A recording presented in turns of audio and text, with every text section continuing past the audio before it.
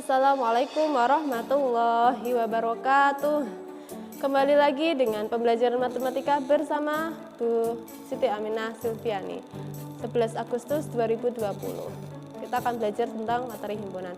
Sebelum kita ke sana, yuk kita buka dengan basmalah bersama-sama. Bismillahirrahmanirrahim. Sebelum ke materi inti, Bu Silvi mau memberi kisah sosok Zaid bin Tsabit. Wah, siapa sih Zaid bin Tsabit? Ini adalah sosok sahabat muda yang cerdas, ahli bahasa, sekretaris Nabi, dan pakar ilmu waris.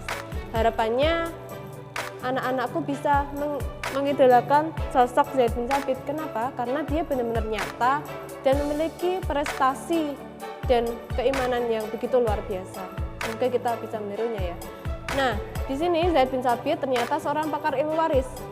Padahal kita tahu bahwa untuk menghitung warisan itu butuh ilmu matematika, butuh ilmu pecahan dan ilmu agama juga gitu ya. Ternyata ilmu matematika itu memang penting gitu. Maka kita harus semangat untuk belajar matematika. Nah, Zaid ini ketika masih belia, masih muda, usia belasan tahun, ternyata sudah mendapat kepercayaan dari Rasulullah.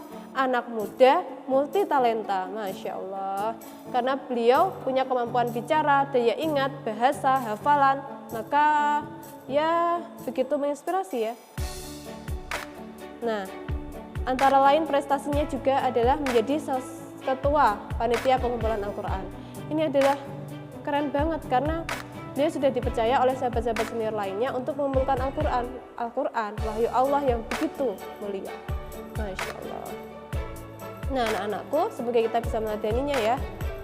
Nah, kita menuju ke materi inti, pengertian himpunan. Sebelumnya, kita di materi SD belum pernah mendapatkan materi himpunan. Ini adalah materi baru untuk kalian. Nah, himpunan ini, kalau bahasa gaulnya nih, adalah gerombolan. Terus kemudian geng, kumpulan, nah sebagainya ya. Nah, di matematika ini definisi pengertian himpunan adalah kumpulan objek-objek yang dapat didefinisikan dengan jelas. Jadi, anggotanya itu bisa didefinisikan dengan jelas. Kardinalitas adalah banyaknya anggota himpunan. Biasanya notasinya adalah N. Supaya memahami himpunan, ini himpunan atau bukan himpunan, maka Bu Silvi kasih contoh nih.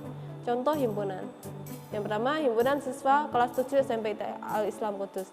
Nah, kita akan dengan mudah mengidentifikasinya gitu. Yang nomor 2, himpunan hewan berkaki 2. Sangat mudah ya. Apa saja coba sebutkan? Ayam, terus burung, dan sebagainya. Kemudian yang ketiga, himpunan bilangan genap.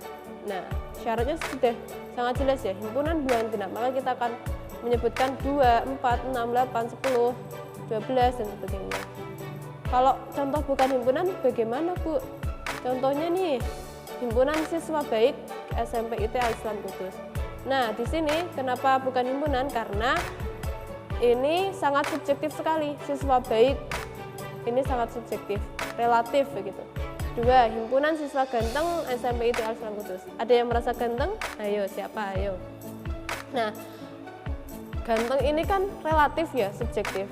Kalau menurut orang tua kalian ganteng, ya itu wajar karena kalian anaknya gitu.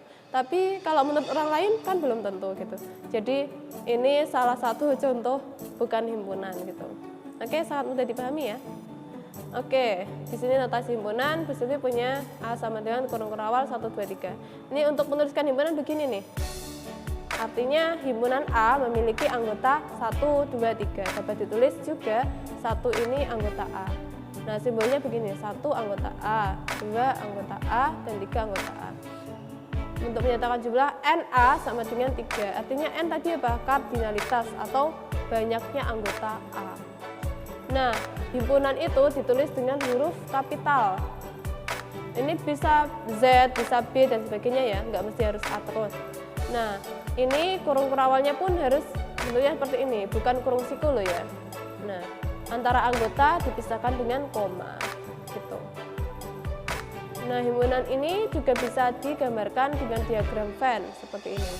A, 1, 2, 3, ini A, lingkupnya hanya 1, 2, 3. Sementara di himpunan semesta itu anggotanya lebih dari A ya. Jadi A ini adalah khusus dari himpunan S. Himpunan S itu angka-angka yang lain, ada 0, 10 dan sebagainya. Tergantung ininya, himpunan A-nya atau soalnya begitu. Himpunan semesta. Nah, ini ya mudah ya. Berarti negatif 1 ini bukan anggota A. 0 juga bukan anggota A. 10 juga bukan anggota A. Ini contoh ya, nggak mesti harus bentuknya seperti ini semua gitu. Oke, selanjutnya cara menyatakan himpunan. Di sini ada 3, mendeskripsikan anggota, menuliskan notasi pembentuk himpunan, dan yang ketiga mendaftar. Supaya lebih mudah pahami, saya kasih contoh saja. Mendeskripsikan anggota itu bagaimana? Seperti ini nih. Himpunan A terdiri dari bilangan asli ganjil yang kurang dari 10. Nah, ini dideskripsikan syarat anggotanya. Nah, gitu ya. Yang terdiri dari bilangan asli ganjil yang kurang dari 10. Definisinya jelas ya, dia harus bilangan asli ganjil dan dia harus kurang dari 10.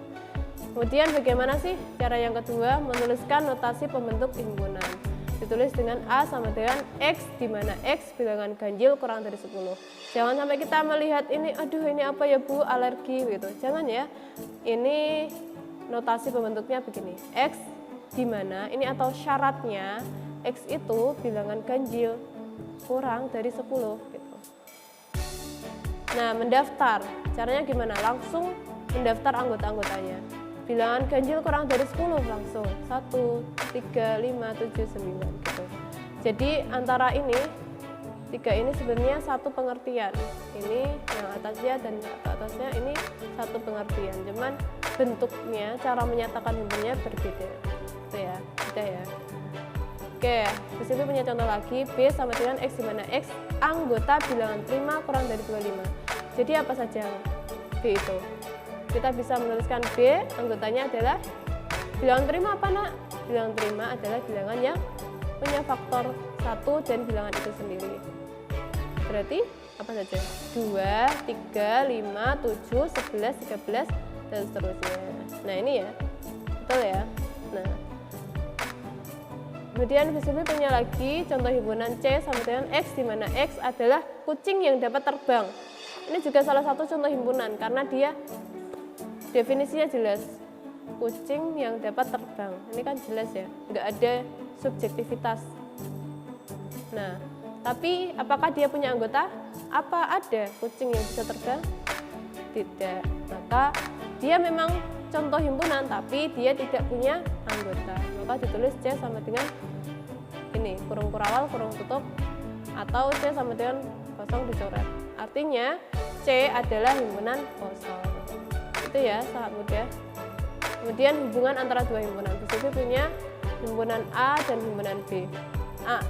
Anggota himpunan A ini masuk di anggota himpunan B. Maka kita bisa menuliskan dengan notasi A subset B. Ini artinya subset, bagian, himpunan bagian. Itu ya. A ini ternyata juga miliknya B. Jadi punya lagi contoh A sama B, himpunan A dan himpunan B ini saling menutupi. A subset B, berarti A subset B, dan ternyata B subset A, B juga masuk di dalam A. Maka bisa kita simpulkan A dan B ini saling menutup. A sama dengan B ini. Contohnya gimana sih Bu? Contohnya nih, A misalkan nih, ada A anggotanya 2, 4, 6, 8. Kemudian B anggotanya X, di mana X anggota bilangan genap kurang dari 10. Kita bisa mendaftarkan anggota B itu adalah berapa? 2, 4, 6, 8. Ternyata sama anggotanya. Maka A sama dengan B. Itu ya. Mudah ya. Oke. Terima kasih, itu saja materi pada hari ini. Kita tutup dengan doa kafaratul majelis. Subhanakallahumma bihamdik asyhadu an la ilaha illa anta astaghfiruka wa atubu ilaik. Semangat belajar, semangat untuk mengerjakan tugasnya. Wassalamualaikum warahmatullahi wabarakatuh.